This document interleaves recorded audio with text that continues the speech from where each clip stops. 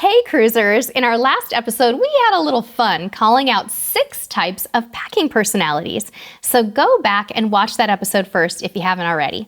Today we're taking it a step further and sharing pros and cons to each packing style and offering up some tips to embrace your packing personality. We hope you'll find some useful packing tips, but remember, all of this is meant to be fun because we can all use a little levity right now, right? First, let's recap the different packing personalities. Number 1 is the ninja, a tactical packer who tends to travel carry-on only and has their packing game down to a science. Number 2 is the toss and go packer. They're famous for waiting until the last minute to pack and often don't take the packing as seriously as the ninja. Next is the Pacosaurus. And this packer comes in all cruise experience levels and can quite simply be called an overpacker. The Traditionalist is your list maker. They take pride in their prep game and rarely forget anything. The packing boss is the nurturing type who packs for others and themselves. I can totally relate to this one because I usually pack toiletries and first aid type stuff for my family.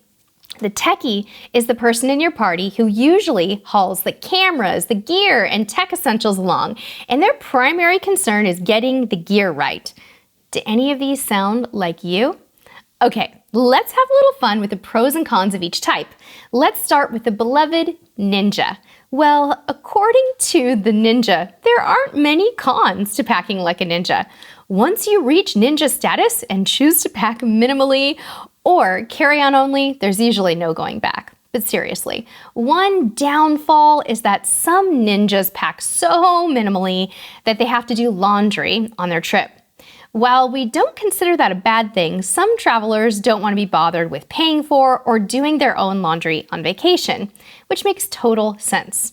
The pros are that ninjas have much less baggage to haul when moving around the airplane or the ship. And schlepping those bags on public transportation is far simpler when you pack minimally.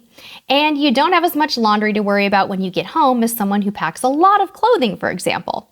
One tip for the ninja is to be cautious about how extreme they are and ease up on their travel companions if they decide not to match their level of minimalism.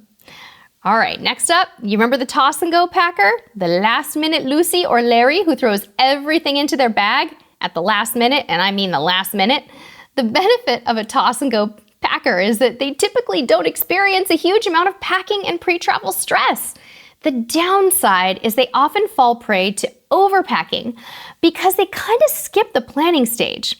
They're also very likely to make last-minute shopping runs to get the forgotten essentials they need, only to find out that the retail establishment they visit doesn't have what they need.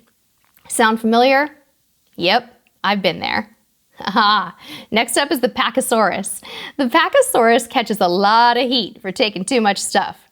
The pros of traveling with someone who has it all is, well, they have it all, and they can likely help you in a pinch.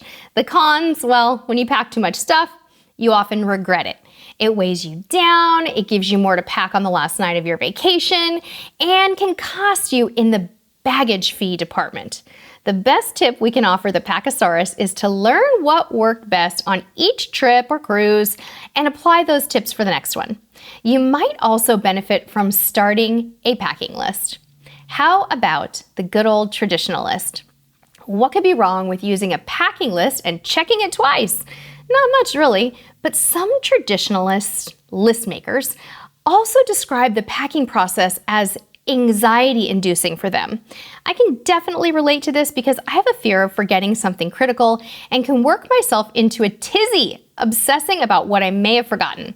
The benefit to this type of packing style is that of all the types, this person is usually most prepared for every situation on their cruise.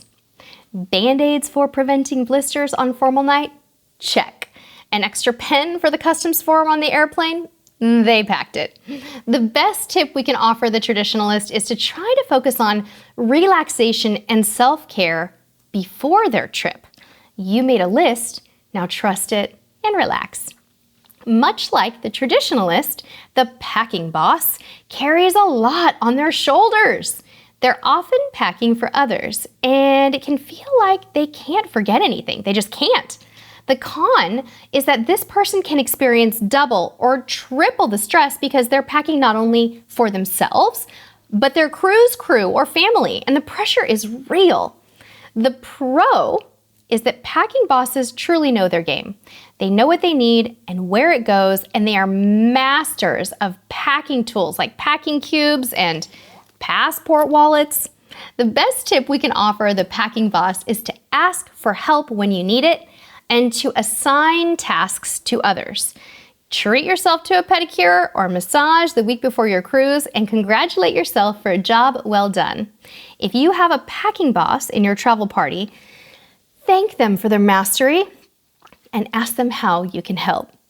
Number 6 on our list is the beloved Techie, the person who never forgets the cameras, the chargers, the SD cards, and the batteries. What would we do without the Techie? The pros of packing like the IT department of your cruise group is you get to use all the cool gear you've researched and saved for. The con is that it's a lot of pressure to be looked to as the person in charge of every gadget. It's also stressful to travel with tech gear, especially when you're going through airport security, right? Our best tip for the Techie is to try to leave their highest value equipment at home and pack as minimally as possible. Ask yourself if you really need that laptop or large lens, and know that you can still capture the memories without risking your most pricey and precious gear. We hope there were some nuggets of packing goodness in this episode for you. Let us know what your type of packing personality is in the comments below, and if you aspire to pack differently or if you like yourself just the way you are. Thanks for watching, and until next time, we'll see you on the high seas.